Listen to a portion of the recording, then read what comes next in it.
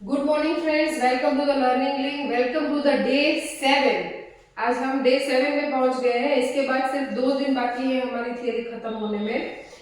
आज हम सीखेंगे थियरी ऑफ प्रोबेबिलिटी। प्रोबेबिलिटी में से बहुत सारे ऐसे पॉइंट्स हैं जो एक बार में कवर करना इम्पॉसिबल है।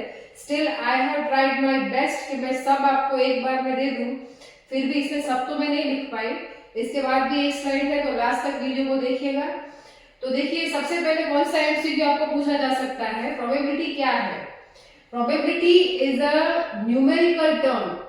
Probability means a one kind of possibility presented in numerical term. आपको पूछेंगे what is probability, one sentence में आएगा, एमसीक्यू में आएगा।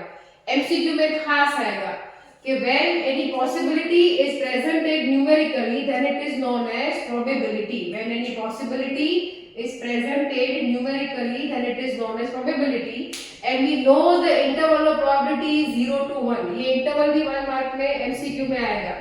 It is 0 to 1। प्रोबेबिलिटी का इंटरवल होता है 0 to 1। प्रोबेबिलिटी एक चांस बेस्ड इवेंट है, चांस बेस्ड पॉसिबिलिटी है, ये भी आएगा। Probability is a chance based possibility. तो देखिए, 3 एमसीक्यू हमने कर लिए। आपको ऐसा पूछेंगे व्हाट इज प्रोबेबिलिटी, आपको एमसीक्यूज में ऑप्शन दिए होंगे। It is a possibility presenting numerically. probability is a possibility which is presented numerically, and probability is always chance based, and the interval of probability is 0 to 1। अब देखिए, बहुत सारी definitions है यहाँ पे। सबसे पहले आ जाता है random experiment. Random experiment important है, फेवरेबल आउटकम्स इंपॉर्टेंट है, इवेंट्स इंपॉर्टेंट है। तो हम वन बाय वन देखते हैं सब। सबसे पहले आया रैंडम एक्सपेरिमेंट। एक ऐसा एक्सपेरिमेंट जिसके टोटल आउटकम्स आपको पता है बट फाइनल आउटकम आप एग्जैक्टली नहीं बता सकते, that experiment is known as random experiment. जैसे कि हमने कॉइन टॉस किया तो हमें पता है हेड आएगा या फिर टेल आ सकता है, बट एग्जैक्टली क्या आने वाला है वो आप नहीं बता सकते, उसी को तो एक्सपेरिमेंट बोलते हैं। So when an experiment is repeated n times, आपको किसी एक्सपेरिमेंट को n टाइम्स रिपीट करना है, of which total outcomes are known, जिसके टोटल आउटकम्स आपको पता है। जैसे डायस थ्रो करेंगे तो 1 to 6 के बीच में ही कुछ आएगा, बट एग्जैक्टली क्या आएगा वो आप नहीं बोल सकते।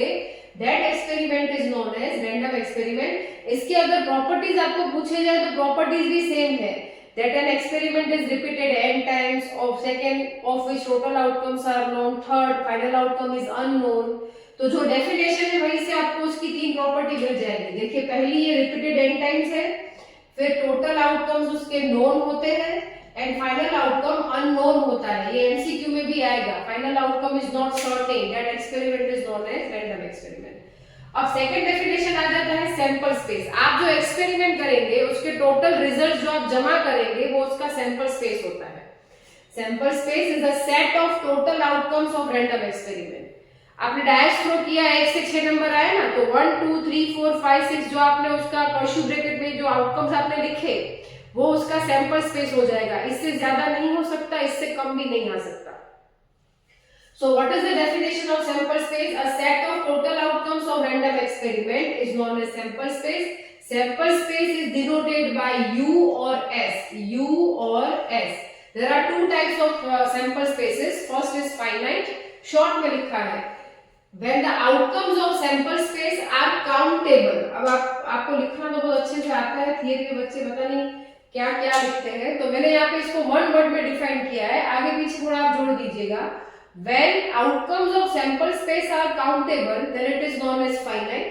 अब जब उसके आउटकम्स काउंटेबल नहीं होते हैं then it is known as infinite, uncountable। Infinite sample space का एग्जांपल आपको पूछेंगे, बताइए, तो क्या लिखेंगे आप? Tossing a coin until head occur, जब तक हेड नहीं आता तब तो उसको उछालते रहिए। कब आएगा बता सकते हैं एग्जैक्टली? 5 बार में, 6 बार में, 10 बार में? समझ आ रहा है? तो ये है उसका एग्जांपल अनफाइनाइट सैंपल स्पेस का। उसके बाद पॉइंट आ जाता है इवेंट। इवेंट हमेशा सैंपल स्पेस का सबसेट होती है। अब मान लो ये सैंपल स्पेस है तो ये इतना इवेंट हो सकता है, ये सैंपल स्पेस तो इवेंट इतना नहीं हो सकता है। इवेंट ऑलवेज सैंपल स्पेस में से ही आता है, इसीलिए वो उसका सबसेट बोला जाता है, राइट? तो देखिए क्या लिखा है, subset of sample space means an event. उसको ऐसे लिखा जाता है, ये इवेंट ए है जो यू का सबसेट है। ये जो आप देख रहे हो ना गिरा हुआ, ये यू है वो थोड़ा गिर गया है, तो ये जो आप देख रहे हो ये सबसेट का साइन है। राइट। तो ए इज सबसेट ऑफ यू, ये इवेंट। अब देखिए इवेंट टोटल 13 टाइप्स के हैं। 13 इवेंट में से 6 इवेंट्स में वेन डायग्राम आता है। उन 6 इवेंट में से 3 इवेंट आपको एग्जाम में पूछ सकते हैं, उसमें से बोलेंगे डिफाइन एनी टू। समझ आया? 13 इवेंट्स है, उसमें 6 डायग्राम वाले हैं, उसमें से 3 आपको पूछेंगे और बोलेंगे इसमें से किसी भी 2 का डायग्राम बना के उसको डिफाइन करो। तो देखो पहले मैंने 6 के 6 डायग्राम यहाँ पे ड्रॉ किए, ध्यान से देखेंगे। यूनियन इवेंट, यूनियन इवेंट देखिए सब में 1 लाइन कॉमन है। फर्स्ट लाइन आप देखिए सब में कॉमन आएगा, सब में मैंने लिखा हुआ है, बट आपको खाली ये मेन जो मैंने बॉक्सेस बनाए हैं ना वही आपको याद करना है। फर्स्ट लाइन सब में एक ही छाप देना है। If A and B are 2 events of a finite sample space U, ये लाइन सब में कॉमन छापना है। If A and B are 2 events of finite sample space U, अगर यू जो हमारा सैंपल स्पेस है उसकी कोई 2 इवेंट्स है ए और बी, A occurs और B occurs और both occurs. I am emphasizing the word or. ये जो यूनियन इवेंट है उसमें वर्ड यूज होता है और जो इंटरसेक्शन होती है उसमें वर्ड यूज होता है एंड। तो दो इवेंट में से A occur हो और B occur हो और both occur हो तो उसको बोला जाता है यूनियन इवेंट। फिर आता है इंटरसेक्शन। वापिस देखो सेम लाइन छापना है, A and B are 2 finite whatever it is। फिर A and B both occur simultaneously, दोनों इवेंट एक साथ होना चाहिए तो उसको बोलेंगे हम इंटरसेक्शन। कैसे बोलेंगे? यूनियन को A occur और B occur और both occur। फिर इंटरसेक्शन को A and B both occur simultaneously, दोनों and, you know the difference of or and, this और this तो दोनों में से एक होगा, this and this तो दोनों होगा। समझ आया? फिर आता है कॉम्प्लीमेंट्री। कॉम्प्लीमेंट्री में क्या लिखना है? उसमें एक ही इवेंट होता है। If A is an event of finite sample space U, यहाँ पे सिर्फ मैंने एक इवेंट लिखा है। If A is an event of finite sample space U, then outcome of U other than A, U में से A के आउटकम निकाल दो तो उसका कॉम्प्लीमेंट्री बच जाता है। जैसे कि मैं आपको बताऊं कि भाई मान लो एक डैश थ्रो किया, 6 आउटकम मिले तो सैंपल स्पेस में 1 2 3 4 5 6 आउटकम्स आ गए। अब उसमें से आप इवन नंबर निकाल दो, वो इवेंट ए में है तो इवन नंबर हो जाएंगे 2 4 6। तो उसके अलावा बच कौन गया? 1 3 5 तो उसका कॉम्प्लीमेंट्री हो जाएगा ए डैश। समझ आया? इसमें से एमसीक्यू आता है ए यूनियन ए डैश क्या होता है? Full sample space you, answer is you. अगर आप ए और ए डैश का यूनियन लोगे तो पूरा आपको सैंपल स्पेस वापस मिल जाएगा, दैट इज कॉम्प्लीमेंट्री। फिर आता है difference, A occur, B does not, B occur, A does not, दोनों में से एक बनना चाहिए। देखिए वापस चेक करिए पूरा लाइन सेम है, राइट। फिर हमने बॉक्स कहाँ बनाया? A occurs, B does not, B occurs, A does not, दोनों में से एक इवेंट अकर होगा तो डिफरेंस बोलेंगे। म्यूचुअली एक्सक्लूसिव इवेंट क्या होता है? जब दो इवेंट्स में कुछ भी कॉमन नहीं होता है, कुछ भी सेम नहीं होता है, जब A इंटरसेक्शन भी नल सेट होता है, दिस इज नल सेट, तो उस इवेंट को बोला जाता है म्यूचुअली एक्सक्लूसिव। एग्जॉस्टिव का मतलब क्या होता है? जब दो इवेंट्स का यूनियन लेना। अब यूनियन इंटरसेक्शन आपको पता होना चाहिए, राइट। अब 10 मिनट्स में हम इतना सब कुछ यूनियन भी इंटरसेक्शन भी तो हुआ तो आपको शुरू से समझना पड़ेगा, राइट। तो अगर A union B is equal to U हो जाता है, फिर भी आपको एमसीक्यू में ये सब काम आएगा। A इंटरसेक्शन भी नल सेट होगा तो वो म्यूचुअली एक्सक्लूसिव होता है। A union B is equal to U होता है तो that is an exhaustive event. कौन सा इवेंट होता है? Exhaustive event. अब देखिए ये जो डायग्राम है ये यूनियन इवेंट का है, ये जो है वो इंटरसेक्शन का है, ये कॉम्प्लीमेंट्री है। डिफरेंस में दो डायग्राम आते हैं, A occur B does not, B occur A does not. ये म्यूचुअली एक्सक्लूसिव का है जब दोनों में कुछ कॉमन नहीं। देखो इसको कॉमन बोलते हैं, जो शेडेड पार्ट आप देख रहे हैं ना सेंटर वाला, ये इंटरसेक्शन है। जब दोनों में कुछ कॉमन नहीं होता तो फिर उसका डायग्राम ऐसे बनता है, दोनों अलग अलग होते हैं। और ये है एग्जॉस्टिव का। एग्जॉस्टिव मतलब पूरा सैंपल स्पेस यू, ये मैंने डॉट दिए हुए हैं मतलब इसको अलग दिखाने के लिए। ये इवेंट ए डॉटेड है और इवेंट बी में क्रॉस लगा है, ये इवेंट बी है। समझ आया? अब ये 6 इवेंट्स के बाद बाकी जो मैंने इवेंट्स यहाँ पे ब्रीफ में लिखी है, देखिए बहुत शॉर्ट में लिखी है, क्योंकि वापिस उसमें पहला लाइन सेम छापना है। कौन सा? If A and B are 2 events of finite sample space U, right. उसके बाद उसमें ऐड करना है, वो मैंने यहाँ पे लिखा है, राइट। पहला लाइन आपको सेम छापना है, फिर आपको इतना इसमें ऐड करना है।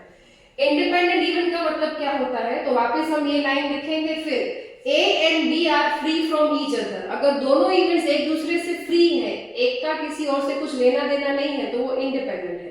Occurrence of A is not dependent on B and occurrence of B is not dependent on A, so that is known as independent event. फिर आता है कंडीशनल. अगर ऐसा होगा तो ऐसा होगा. If and then word use होता है, आपने देखा होगा सम्स में ऐसा डिक्शन यूज किया हुआ होता है. If A occur, then B occur. If B occur, then A occur. If A occur, under the condition B occur. तो जब भी ऐसे वर्ड्स यूज हुए होते हैं तो वो कंडीशनल इवेंट होता है. देखिए लिखा है if A occur then B और if B then A. तो जब if and then वाले वर्ड्स यूज होते हैं, वापस first line will be the same, फिर हमें उसमें वो जोड़ देना है. श्योर इवेंट को सर्टेन इवेंट भी बोला जाता है. ये एमसीक्यू में आएगा for sure.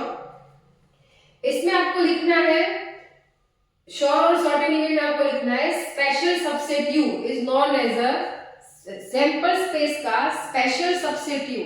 Special subset U of sample space is known as a certain event or a sure event. And special subset null set is impossible. ऐसा हो ही नहीं सकता.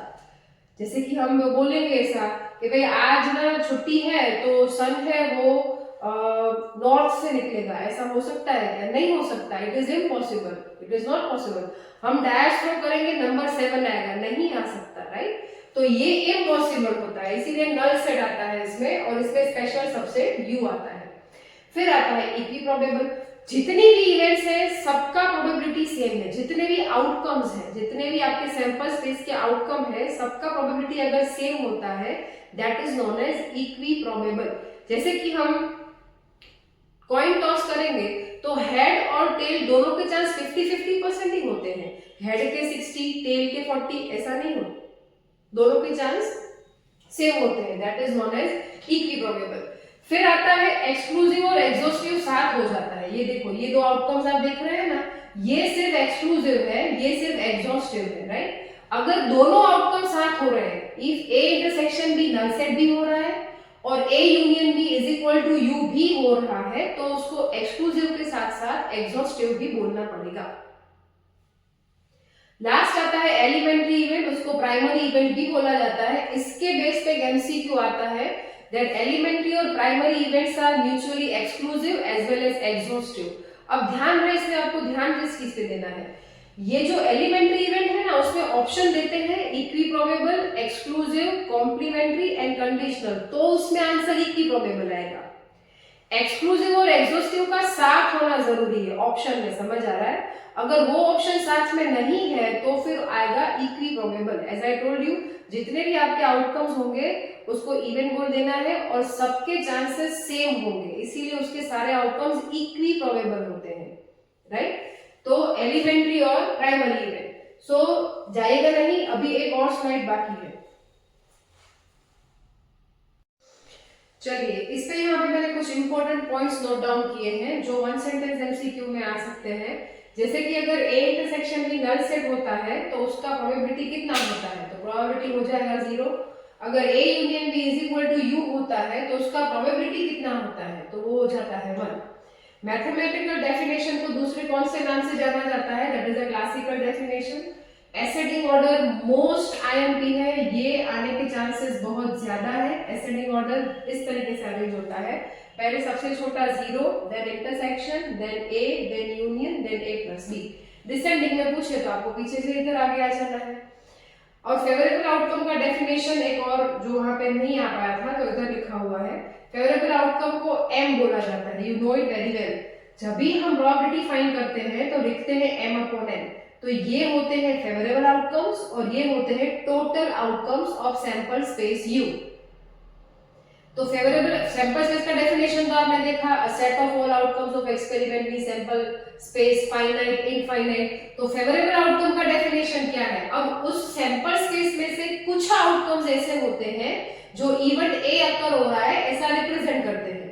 राइट. जैसे कि हम 2 डैश थ्रो करते हैं, वी गेट 36 आउटकम्स. राइट. अब उसमें से 36 आउटकम में से क्वेश्चन कुछ इस तरीके का है, both number should be same.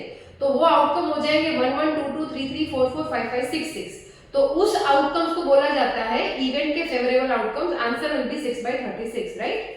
सो देखिए ये लिखा है out of total outcomes n few outcome represents the occurrence of any event A. कुछ आउटकम ऐसे होते हैं जो इवेंट A अकर हो रहा है ऐसा रिप्रेजेंट करते हैं.